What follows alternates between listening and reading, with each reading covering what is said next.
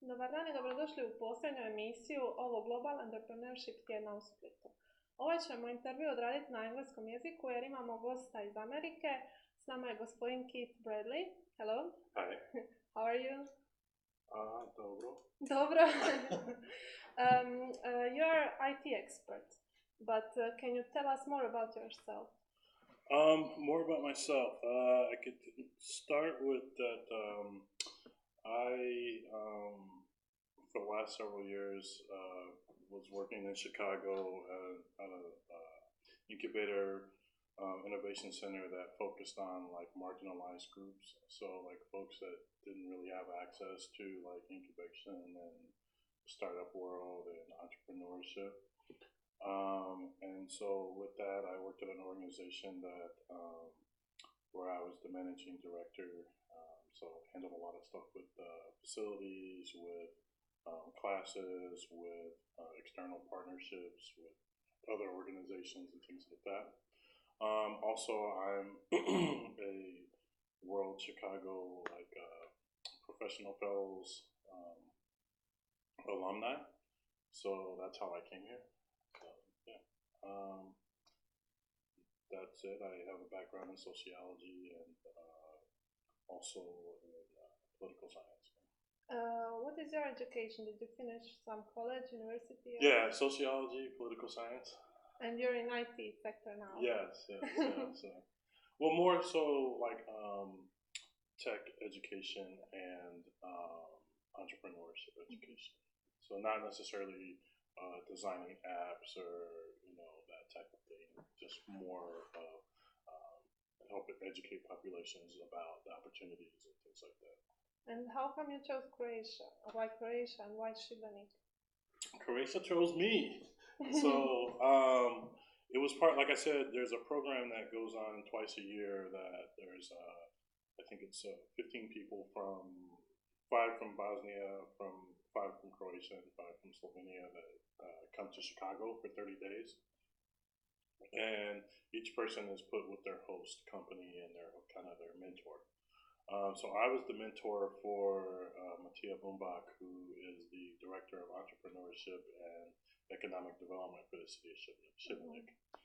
So myself and another guy were the first two chosen to come back to the region to visit, and I loved it. So I've been back 4 times. So what's the most beautiful thing you love about Croatia? Amore. More. Let's see. Can you compare the life and the people in Croatia and in Šibenik and in the USA? I think so. Šibenik is a small town, and it's about the size of the town that I grew up in, that I was raised in. The main exception is we had a really large university, so we had a lot of diversity. But more recently, I've been the last 19 years in Chicago, which has approximately 4 million people in the city versus the country, right? But I think some of the differences I see is just that this region, like certain communities in the U.S., has been like left behind and discounted, or people don't think that there's always quality or the ability to get things done. And what I found is that it's quite the opposite. People are really smart, really well educated, and just need more support, right? Because you haven't really been part of the main global entrepreneurship. So it's just a matter of like getting more support. In the US, the government and everyone is starting to get behind it. So like it's everywhere. And here, people are still trying to figure out like, what does it mean to be an entrepreneur?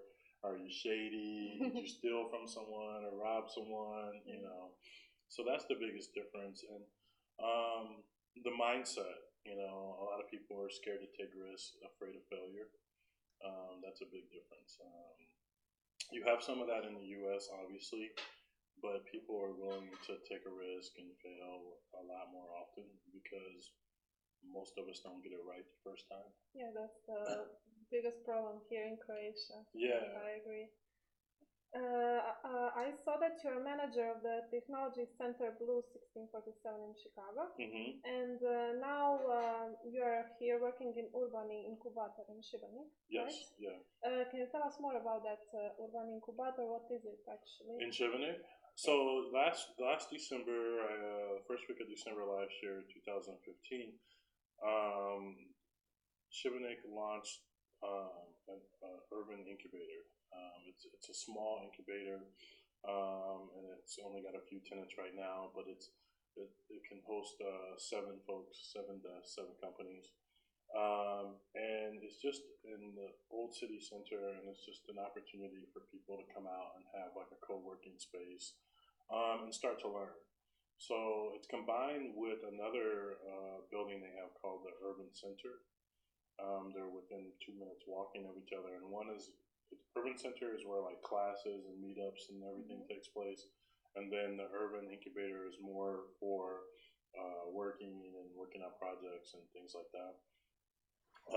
But the goal is been to really start to develop the entrepreneur and the development side of Šibenik, right? So you guys know this probably, but Šibenik was, an old factory town, and so shifting into tourism. But I know that the city doesn't necessarily want to purely depend on tourism as the main economic driver. So in the last year, with the support of the city and different folks around Croatia, like Hrvoje Bujas from Black Egg, we've started a Šibenik NGO, which has about 40 members now. And we've launched a bunch of classes. We've had probably about 150 kids go through tech classes, workshops. Just this fall, we launched adult and sober citizen classes, so self-branding.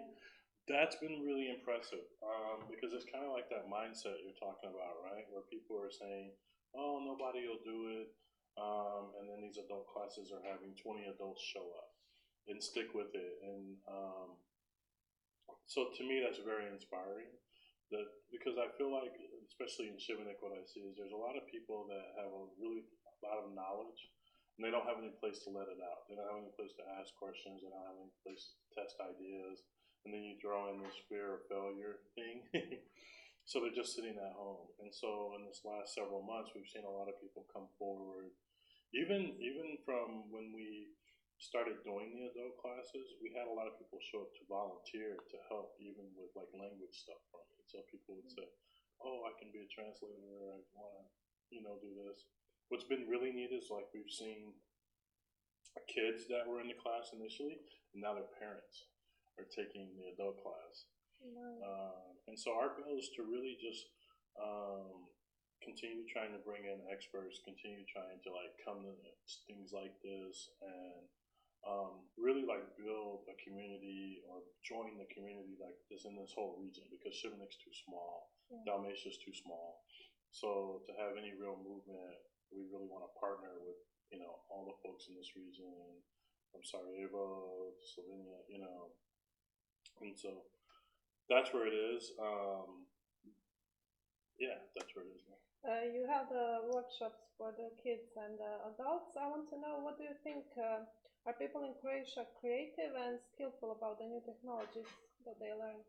I think like with anything, right? So you can be a user or you can be a maker, right? And I think that what I've seen is there's people very capable of making apps and things, or making different software, and they are doing it.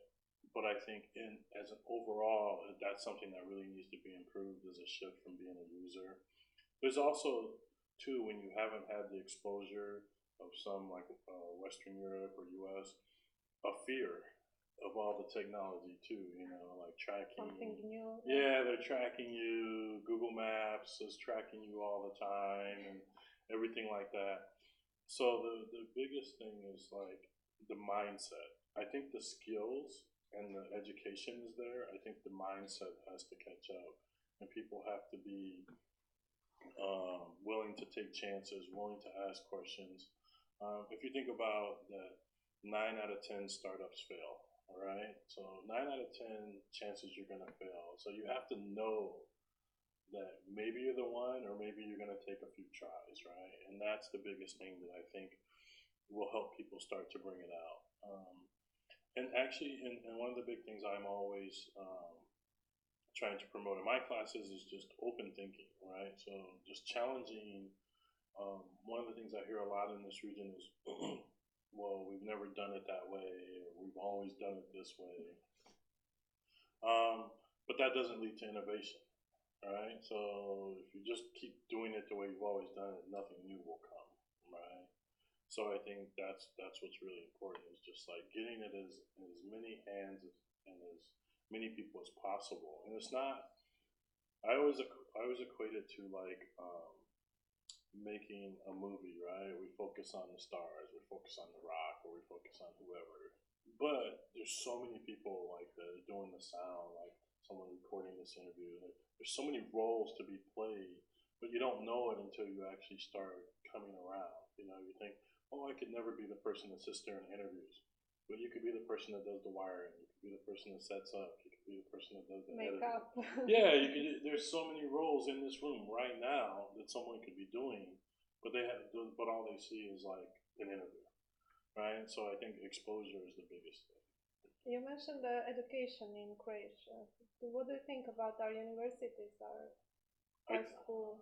I think that you guys get good education. I don't like the system, but I don't like the U.S. system. I don't like teaching to the test, which is what we call in the U.S. Teaching to the test is just set up for like rote learning. So you study, get an A, and then you forget. Yeah. So I think that in order to have more innovation and more creativity, you have to get into critical thinking. So you have to challenge kids to think critically. Yes, you need to know math. You need to know English, or languages, or whatever it may be. But at the same time, you need to know how to think critically. So how do you use this math? And that's where sometimes I see somewhat of a disconnect. Someone that's really, really smart and educated, but doesn't know how to apply it. They don't know how to use it. Besides like standard, I went to medical school, I'm a doctor, but as far as saying, okay, I am really good at math, how can I use that in this whole world where these jobs are? So I think that's the big thing. And how do you help your workshops? What do they learn? So in the workshops that we do, I don't like lectures. I don't like to lecture at people because I feel like everyone has something different they may need. Like, so there's an overall picture of like, okay, this is information you need, but then you may have this question, the next person may have this question, and things like that. And so I'm more of a discussion person. So I will lead in our class. So I'll give you an example of a class we just had on Wednesday. We were talking about mentorship, and not just receiving mentoring, but being a mentor. And also redefining what mentoring is, because when people think of mentoring, most people I talk to here say, oh yeah, I had a mentor in college. And it's more of an advisor, like someone that you had to listen to. And so we talked a lot about mentoring being something more of an exchange, that the person that is mentoring should be learning as well as the person that they're mentoring, because if I'm mentoring you and you're asking me questions, I have two choices. I can say, well, this is how I do it, to do it that way, or I can go, that's a great question, let me do research, combine it with what I already know, and give you a real answer, because maybe my way of doing it for the last 10 years is on its way out, or maybe there's new technology or new information, right? And also just understanding that you can have different kinds of mentors. So that, again, we watched a nice video, and this guy went through his 5.5 mentors, and he labeled them as like a worldview mentor, someone who's done more than you, that's traveled, that can tell you things that you didn't even consider, that you didn't even ask. And then you have like your mentors that are at the same level as you, but you trust them and they'll be really honest with you. Um, and then you had like your stealth mentors or people that you encounter that say different things, and you kind of get home and go, oh, that was, like they don't know they were mentoring, you didn't know they were really mentoring you. And he also had a time machine mentor, which is, if you could look back at someone's work or someone's efforts, what about them would you like to bring into your life? As well as your file cabinet, which is like some people that are really, really good at certain things and so at other things. So you just kind of take that one thing from them and you keep it moving. And then they had the half mentor, which was the anti-mentor, the person that you definitely don't want to go to, right? they're just gonna speak negatively. You're gonna leave feeling like you lost something, that type of thing. And so we watched that. It was a short video, and then what we did is we talked about it. And so we talked about the 5 different kind of mentors. Then we talked about which ones do we currently have, and which ones do we think we could best benefit from, right? And one of the main points of this guy was that a mentor owes you nothing. Like, mentoring is for personal development. And I agree with him when he says if you're trying to personally develop, the responsibility is on you to like reach out for help and to get the most out of it. And it was a really good conversation because we had started it the week before, and some people had gone to people and realized that they have mentors. They just never thought of it like that, but they formalized it over the week. So they went to that person and said, hey, I was in my class and I found out that you're kind of my mentor. And one girl said, one of the classrooms said that like her and her friend kind of had this cry moment, like they cried. Like it was that serious to them, like where they really didn't realize that they could be this supportive to each other. And that what they thought mentoring was something completely different.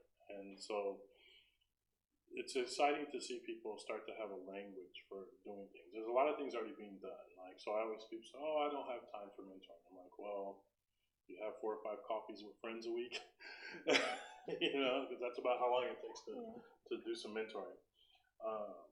And where we can find that video to share. I can share anything I use with you. Yeah, I found it on TED Talks, but because I like to support what I do with like real literature, because like we can all kind of talk and know what we're talking about, but I really like to like show people like this is what people in the U.S. think, and this is what people around the world are doing. This is what common practice is. Some people say, "Oh, I don't care how I look online." Well, according to studies, 80% of people Google you when they walk away from you. So whether you care or not, they care. So you should probably go look and see what you look like online. And so we do things like that in class. We do like an online self-audit where you look at your face. So what I do is I have them write a couple sentences of who they are. So you could say, I'm a student, I'm a daughter, I'm a caretaker, or whatever. And then we go through the Facebook and we see if it matches. So, there are people that say, I'm a startup guy and I'm in business. And then you go to their Facebook and everything is a drink and a cigarette and drink every weekend, which is fine, but it does not say that you're a business person. It does not say that you're focused on your family. It doesn't say that you like to travel. It just says that, okay, every weekend this guy goes out and parties, and so that's what I just try to get people to just start taking a look at how they're representing themselves and how it comes across to other people. I mean, we even talk about things like folks that still have Hotmail accounts. There's been articles about that where people say, like, if you have a Hotmail account, I may not call you for an interview. I may not even open the email. And it seems really trivial, and sometimes it is, but if that's how the market's working, then you have to kind of keep up, right? And so The classes get really fun. I've been told that from one group or one person in the first group, she said, "Well, by the end, you were more like a psychiatrist." Because I don't, like I said, I like being personal. So people don't realize it, and then they find out when people are making all these different comments in my class. I'm taking notes, and then when I come back to the class, I don't go. Sometimes I'll go, "This is what you asked. Here's an answer." But sometimes I'll just share it as the class, and I'll hit 4 or 5 points that people brought up. Because I think that it's important um, that people get these questions answered, right? I mean, like, especially like as a kid in school, like you had questions and you don't get an answer, and then like you go home and you're like, "Well, I don't know. I wanted to ask, but I didn't ask." Like that happens to adults too, right? We need more classes like that here. Yeah, these are like classes that people give input. I mean, so it's not like if it's right or wrong all the time. Like I don't get into like I'm right, you're wrong. It just gets into like this is what it is. This is what people are doing. This is what they're saying. Like let's take a look at it. You were the mentor at Startup Competition in Rijeka, right? Yes. What do you think about the startup scene in Croatia? It's slow, but it's developing. It's slow. It's developing. There's not a lot of startups coming out of Croatia. I mean, each year there's just not a lot right now. But I think that you guys have this whole issue with the brain drain. So people that have startups, there's Croatians around the world that have startups, businesses, small, medium businesses that are doing very well, but they leave. And so that's one of the things that when I started working with the city of Šibenik, we talked about like how do we keep people from leaving, or if they go away from college, how do you get them to come back? And really try to do it, do things locally, because the market here it needs work, and there's obviously different issues in every market, but the U.S. market is really, really hard, and people don't realize that. So you had your best Croatian people come to the U.S., to Silicon Valley. You had your best German people. You had your best Spanish people, and they're all in this one place, and they're the best. And they're competing. And meanwhile, I see Croatian as a wide open market. You can test your ideas. You can pilot things. The cost of doing it is much lower. We're talking about on the drive over here, but the cost of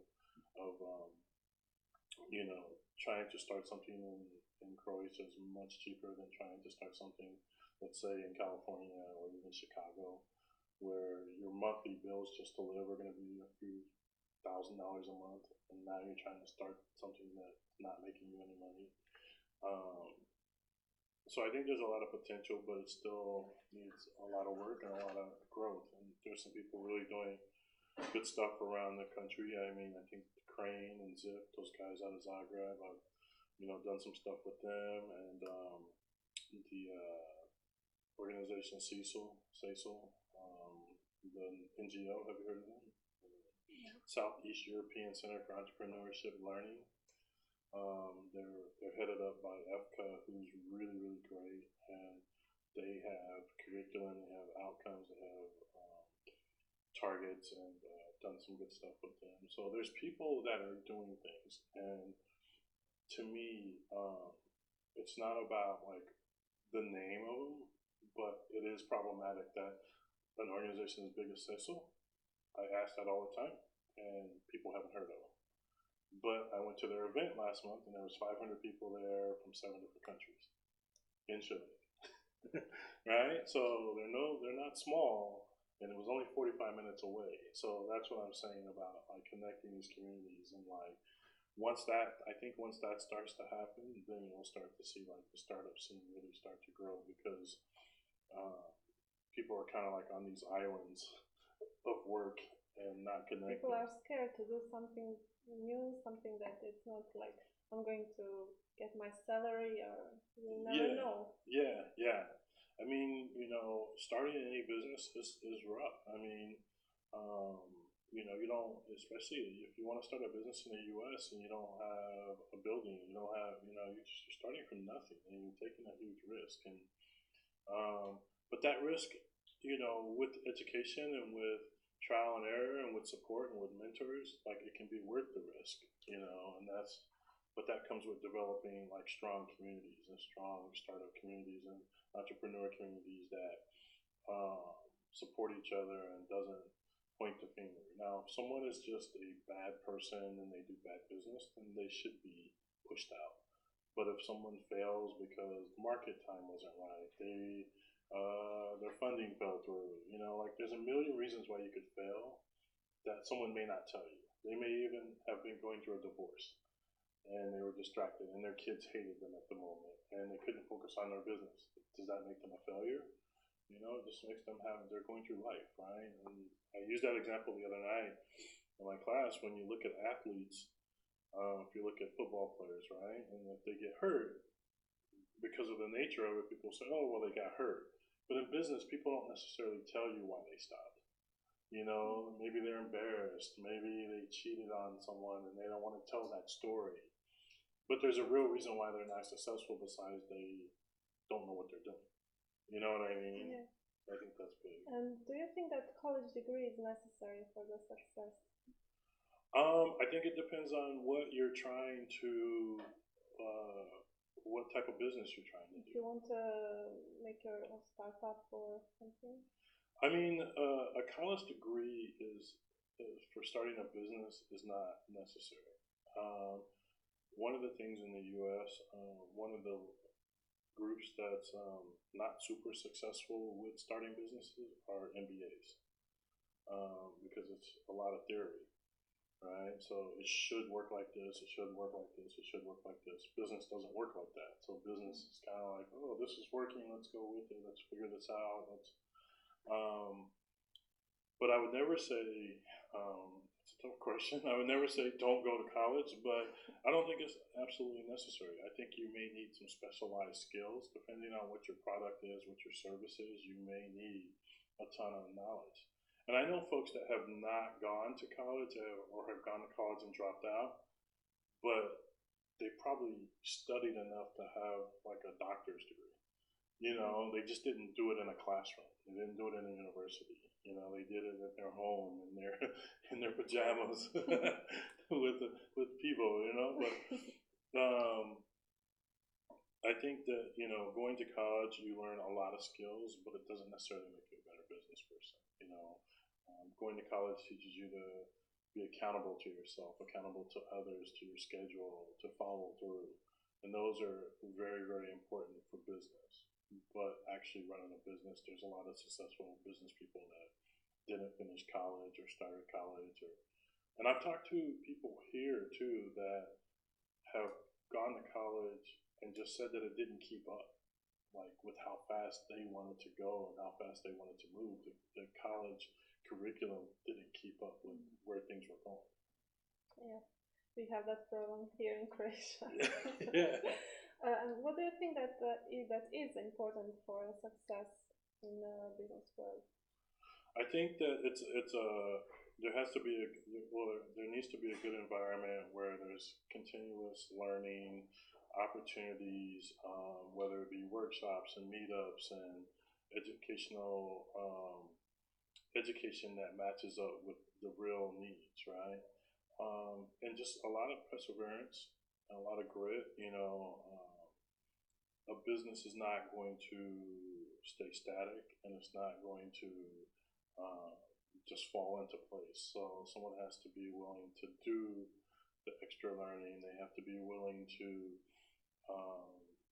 understand their weaknesses, understand their strengths, understand the importance of their team, understand when to pivot, when not. I mean, there's so many moving parts that can make a business successful. But the biggest thing is just like really, if I had to like narrow it down, I would say, you're going to have to take risk. You're going to have to not be afraid of failure. And you're going to have to be willing to work night and day harder than anyone else you know. I tell people all the time, like, no one else is going to work harder on your business than you do. and you may get 50% out of someone else compared to what you're doing. Like you eat, sleep, you wake up thinking this, and this is just a job to them.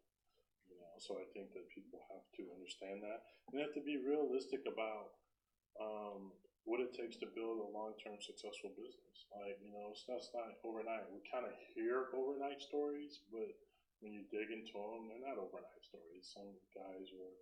I was just reading today. The guy from Pandora, I can't think of his name, pitched 300 times. 300 pitches before he got what he needed. And when you think of Pandora, it kind of popped up out of nowhere, right? Like for us, Pandora popped up out of nowhere. Yeah.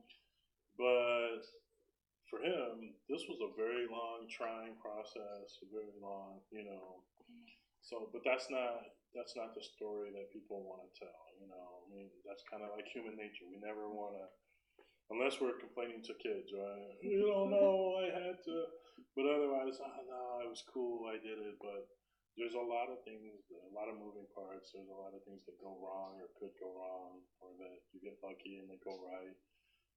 People have to understand that, and that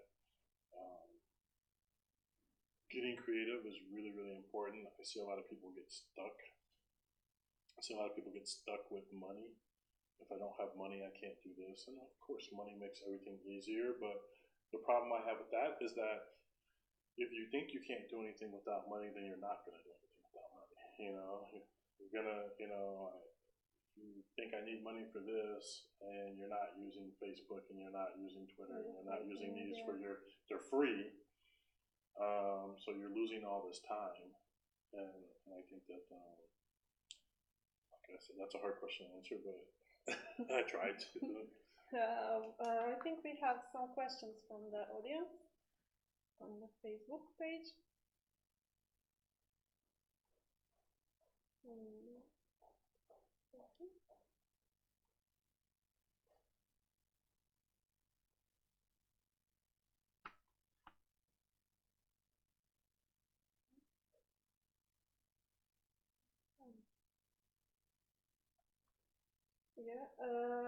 What is your opinion about working in the IT sector in Croatia?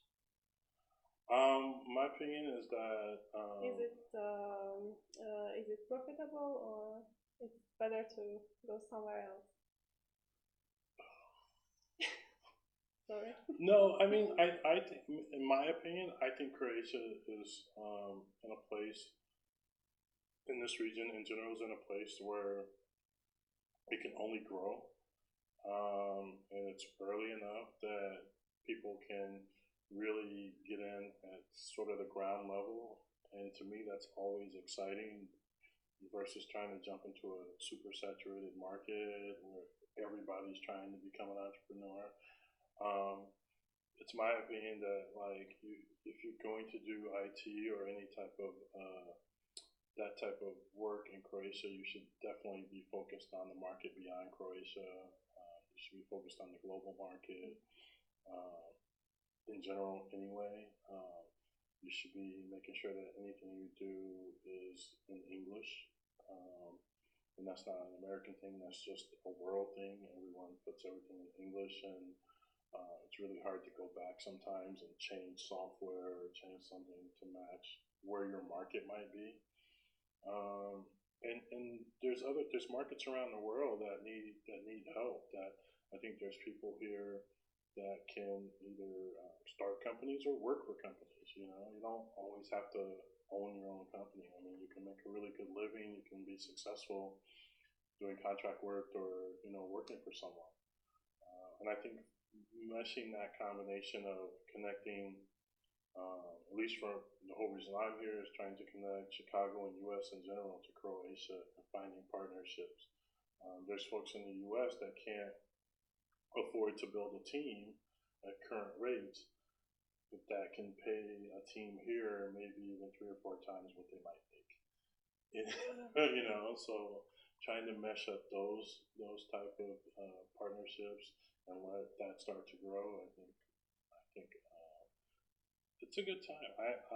It's a challenge, and I'm living through it. I mean, I've been here quite a bit, so I see all the challenges, but I would tell people to stick with it. So for how long are you staying here in Croatia? So I came in June. I go home in January, but prior to June, I was here for 60 days. And prior to that, I was here for 20 days. And prior to that, I was here for 10 days. So I went 10 days, 20 days, 2 months, and 7 months.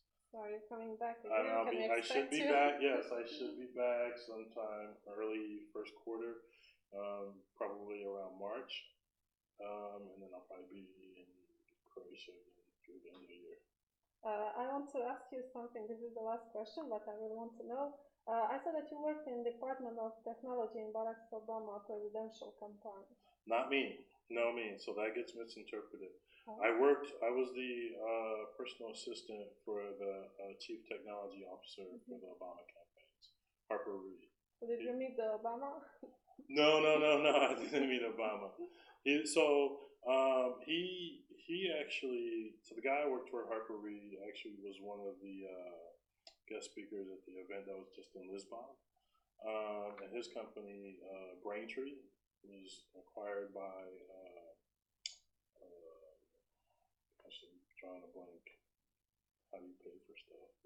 Credit card. Huh? No, it's an online payment. I can't think of it now. But it's a big one when I say it, you know it. But so I worked for Harper, and that was a really interesting experience. I handled like a lot of his emails and scheduling and things like that, which doesn't seem like much on the surface, but when you get to read someone's emails and contacts and their communication for almost a year, you know, he's just a really amazing person. And every time I go home, I go to his business and go meet up with him. And by the way, he sold this company to PayPal. PayPal, that's it. And so, yeah. But again, he's one of those people. Look him up. You talk about not fitting the model. If you just look at a picture of him, you know, people go, really, that guy? You know, he's redhead, big beard. But really down to earth, and he was really into helping other folks. Like, you know, he had his vision and his mission for his teams, but what most impressed me about working with him is that he would reach out, he would take coffee from people just trying to ask questions just like this. He would go to schools, he would go speak to young girls, young boys, without hesitating. And his schedule was really, really busy. But yeah, I worked with him. Yeah, so I didn't. Yeah, I wish I worked with him. I lived by him. We talked about that earlier, but yeah, I lived close to him, but that was it. Thank you so much for this nice interview. Dragi gledatelji, evo nadam se da ste nešto zanimljivo čuli i saznali od gospodina Bradleya.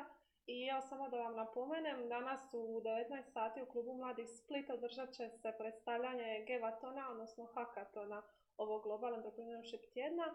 Tako da vas pozivam sve da dođete u ulicu Ruđera Boškovića 20 u 19 sati.